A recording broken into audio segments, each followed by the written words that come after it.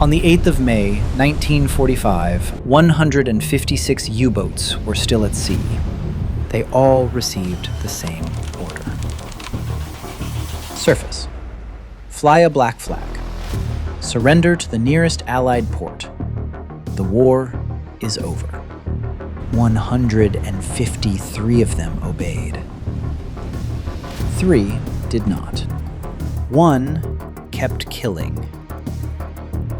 2 vanished south into the Atlantic and did not surface again for months.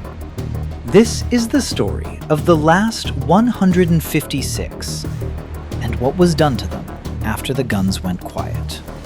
When Germany surrendered, the man commanding the U-boat fleet was Admiral Karl Dönitz, the architect of the submarine war, and now, in the last days of the Reich, its head of state. On the 4th of May, Dönitz signaled his boats to cease fire and return to base. Then came the instruction that ended the Battle of the Atlantic. Every U-boat still at sea was to surface, radio its position in the clear, fly a large black flag of surrender, and make for an Allied port under escort. For the men aboard, this was almost unthinkable. The U-boat service was the most fanatical arm of the German Navy, and the most slaughtered. Of the roughly 40,000 men who went to sea in U-boats, around 30,000 never came home. 3 out of every 4. No branch of any military, on any side, suffered worse. And now the survivors were being told to hand their boats and themselves to the enemy they had spent years trying to sink. Most obeyed. Across the Atlantic, black flags appeared on conning towers. Boats came into Lisahally in Northern Ireland, into Loch Ryan in the far north of Scotland, into ports on the American coast, escorted by the warships that had hunted them. Crews stood on the casings with hands raised as armed boarding parties came aboard. The most feared weapon of the war, giving itself up, one gray hull at a time. But 3 boats did not play their part in that surrender. The first was U-853. On the 5th of May, after Dönitz had already ordered the killing to stop, she was sitting off Rhode Island, and she attacked anyway. She sank an American collier, the Black Point, one of the last ships lost in the Atlantic. Within a day, American warships hunted her down and destroyed her. She kept fighting a war that was already over. She did not survive the choice. The other 2 chose the opposite. They ran. U-530 and U-977 both turned their bows south, and instead of surrendering in Europe, they set out across the entire Atlantic for Argentina. A 977's voyage became legend. Her captain later claimed she ran submerged, on her snorkel, for 66 days without surfacing, creeping down the length of the ocean underwater to avoid capture. U-530 reached Mar del Plata in Argentina in July. U-977 arrived a month later, and the crews had no identity papers. The logbooks were gone. One boat's deck gun had been thrown overboard. Everything that could answer a question had disappeared, which is exactly the kind of silence that a myth grows in. Because here is what people decided those 2 submarines had really been doing. 2 U-boats arriving in Argentina months late, stripped of their records, their crews saying nothing. To a world that wanted the story not to be over, that looked like evidence. The rumors came almost at once, that the boats had carried Nazi gold to South America, that they had smuggled fleeing SS officers out of a collapsing Reich. And the biggest one of all, that somewhere inside one of those hulls had been Adolf Hitler himself, secretly alive, spirited across the ocean to vanish into Argentina. None of it was true. The crews were interrogated at length by the Americans. The delays, the missing logs, the jettisoned gear, all of it had ordinary explanations. Fear of capture, and men covering their own tracks. There was no gold, no fugitives, no Führer. But the myth did not care. It attached itself to the U-boat, and it never fully let go. The idea that one of these machines had been the escape vehicle at the end of the world. And decades later, that very myth would send divers looking for a submarine on the bottom of the sea. We'll come back to what they found. One quick thing before the strangest part of this whole story. Everything here is documented. From Admiralty records, from the surrender files, from the interrogation reports, and the wreck surveys. Nothing is invented. If that is the history you want, subscribe and hit the like button. It takes a second, and it is the clearest way to put a forgotten story like this in front of the next person.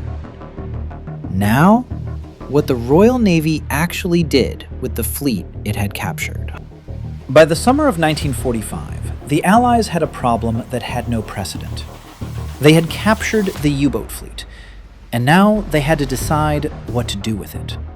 Britain, the United States, and the Soviet Union agreed to keep just 30 of the surrendered boats between them, to study and test.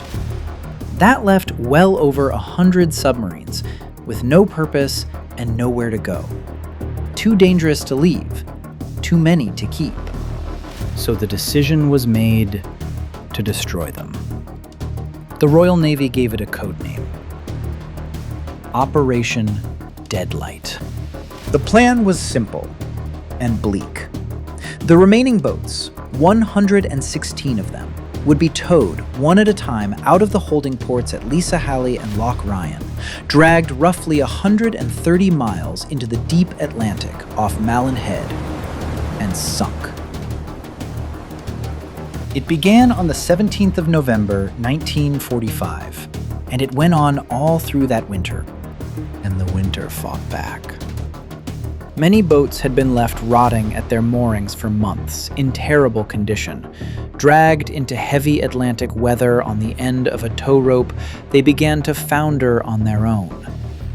56 of the 116 never even reached the scuttling ground.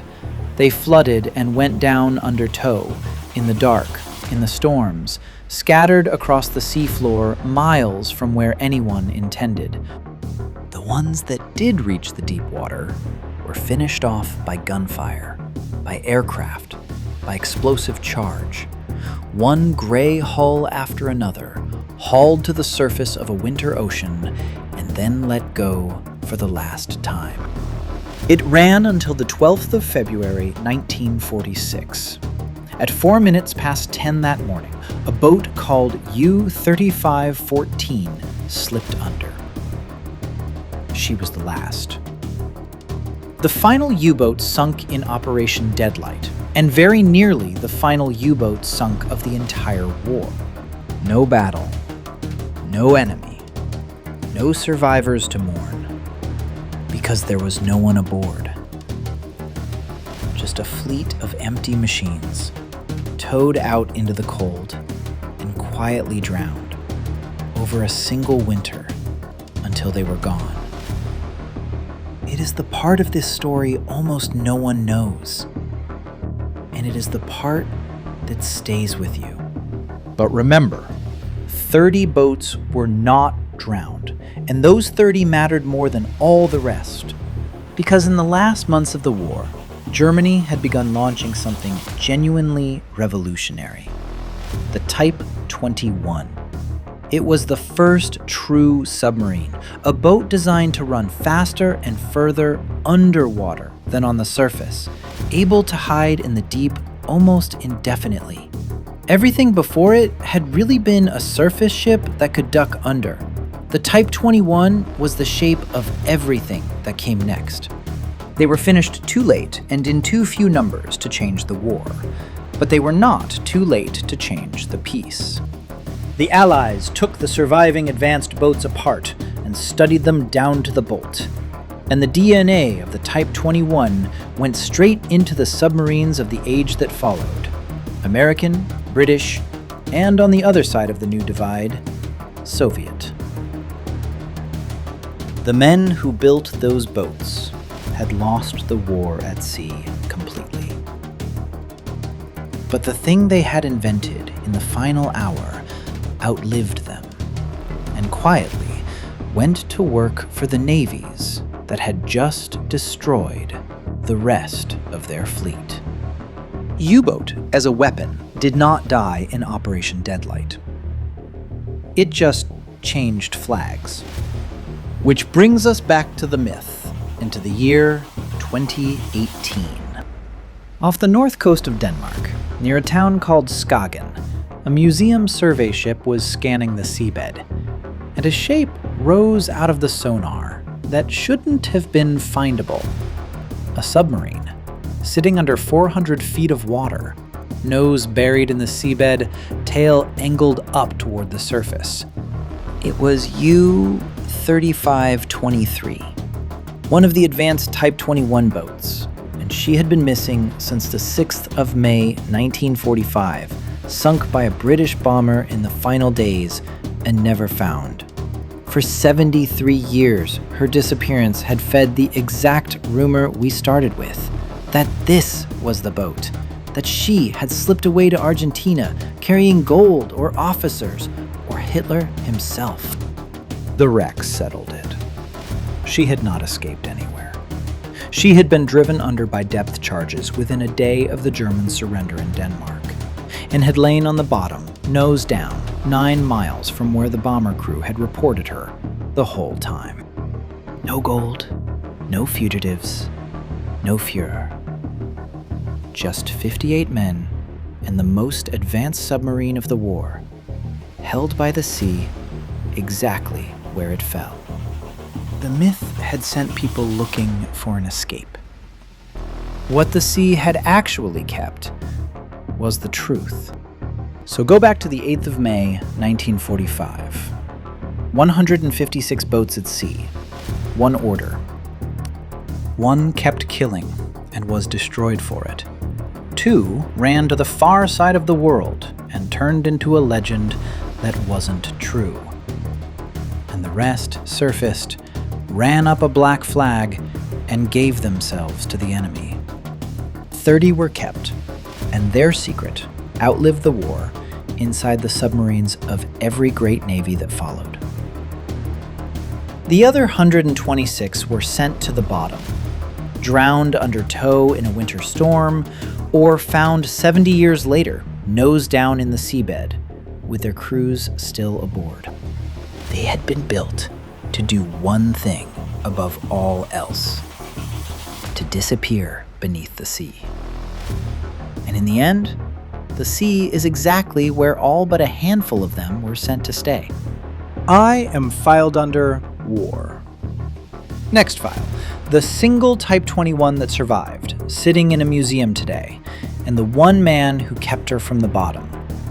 Subscribe, and you will not miss it.